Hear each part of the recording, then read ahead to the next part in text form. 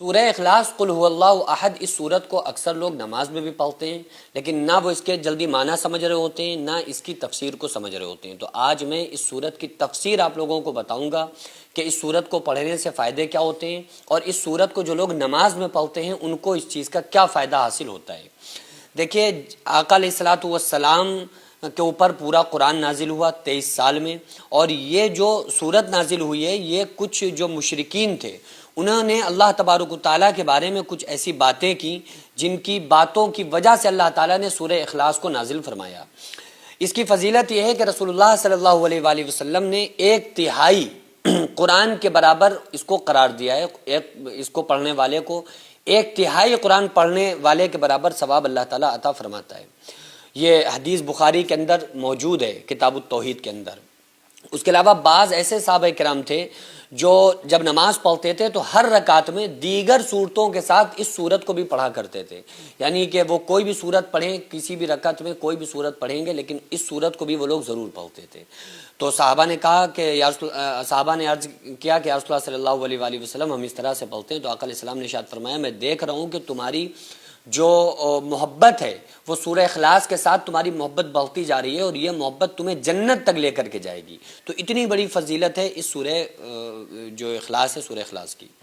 تو مشرکین نے رسول اللہ صلی اللہ علیہ وآلہ وسلم سے یہ کہا نا کہ اپنے رب کا نسب بیان کرو، معاذ اللہ، یعنی آپ جو کہہ رہے ہیں کہ ہمارا رب ہے، اللہ ہے، خالق ہے، مالک ہے، معبود حقیقی ہے، تو آپ اس کا نسب بیان کرو۔ نسب کہتے ہیں جس میں باپ دادا پردادا کے جو نام ہوتے ہیں اوپر تک۔ تو جب لوگوں نے مشرکین نے کہا نا کہ اپنے رب کا نسب پیش کرو تو اللہ تبارک و تعالیٰ نے اس صورت کو نازل کیا، اور اللہ تعالیٰ نے فرمایا انسان مجھے گالی دیتا ہے، یعنی میرے لیے اولاد ثابت کرتا ہے۔ گالی سے مراد یہ کہ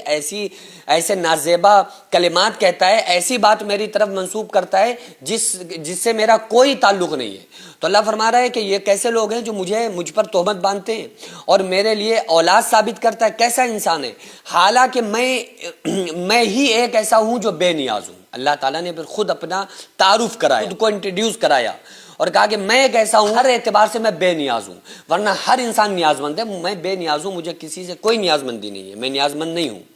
نہ میں نے کسی کو جنا۔ پھر اللہ تعالیٰ نے کہا قل، آپ کہہ دیجئے هو اللہ احد، وہ اللہ اکیلا ہے، اکیلا۔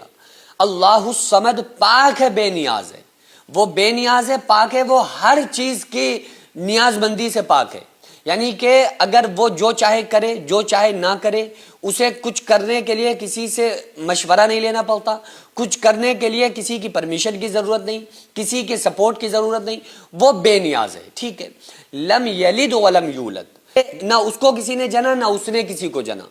جیسے بہت سارے جو عیسائی مذہب کو فالو کرنے والے لوگ ہیں، عیسائی، تو چونکہ حضرت عیسیٰ علیہ السلام کے اوپر جو کتاب نازل ہوئی انجیل، اس میں بہت زیادہ گھوٹالہ کر دیا گیا، تمام اس کتاب پر ایمان تو رکھنا چاہیے لیکن اس پر عمل نہیں کر سکتے کیونکہ بہت ساری جو پہلے آسمانی کتابیں تھیں اس میں گھوٹالے کر دیے گئے۔ قرآن ایک ایسی چیز ہے، قرآن ایک ایسی کتاب ہے جس کی اللہ تعالیٰ نے ذمہ داری لی ہے، انا نحن نزلنا الذکر وانا لہ لحافظون۔ اللہ فرما رہا ہم نے اس قرآن کو نازل کیا، ہم ہی اس کی حفاظت کریں گے۔ قرآن کے علاوہ باقی جتنی بھی آسمانی کتابیں صحیفے تھے تو اس میں جو ہے تبدیلیاں ہو گئیں، اس میں رد و بدل کر دیا گیا۔ تو جو عیسائی ہیں وہ تین خدا، ایسے کچھ عیسائی ہیں جو تین خدا مانتے ہیں، کچھ ایسے ہیں جو 2 خدا مانتے ہیں۔ حضرت مریم کو بعض لوگ معاذ اللہ اللہ کی بیوی قرار دیتے ہیں۔ تو اللہ تعالیٰ نے کہا کہ لم یلد ولم یولد، نہ اس نے کسی کو جنا نہ اس کو کسی نے جنا، نہ اس کو کسی نے پیدا کیا، یعنی یہ اس انداز میں جس طرح سے دنیا کا نظام قائم ہے، ویسے تو خالق حقیقی اللہ ہے، سب کو اس نے پیدا کیا، لیکن وہ روحانیت کے طور پہ، جسمانی اعتبار سے نہیں، ٹھیک ہے۔ ولم یکن لہ کفوا احد، اور اس کے برابر اس کا ہمسر کوئی نہیں ہے، کوئی اس کا شریک نہیں، کوئی اس کے جیسا نہیں، کوئی اس کے برابر نہیں، اس کا کفو کوئی نہیں ہے پوری کائنات میں، نہ اس کے برابر، نہ اس کے مثل، نہ اس کے جیسا، نہ اس کے ہمسر، نہ اس کے بادشاہت میں شریک، نہ اس کے اللہ تبارک و تعالیٰ کی طاقت میں شریک، نہ اس کے کمالات میں کوئی شریک، اس کے ساتھ کوئی شریک نہیں ہے۔ لا شریک اللہ، وہ تمام جو شرکا تم بناتے ہو دنیا میں ان تمام شریکوں سے وہ پاک ہے، انہیں اللہ تعالیٰ کو کسی کام کرنے کے لیے کسی کی اجازت پرمیشن کی کوئی ضرورت نہیں ہے۔ تو یہ صورت میں اللہ تعالیٰ نے اپنی ربوبیت کا اظہار فرمایا ہے، اللہ تعالیٰ نے اپنے وجود کو بیان فرمایا ہے۔ امام شافعی فرماتے ہیں کہ اگر اللہ تعالیٰ پورا قرآن نازل نہ بھی کرتا نا،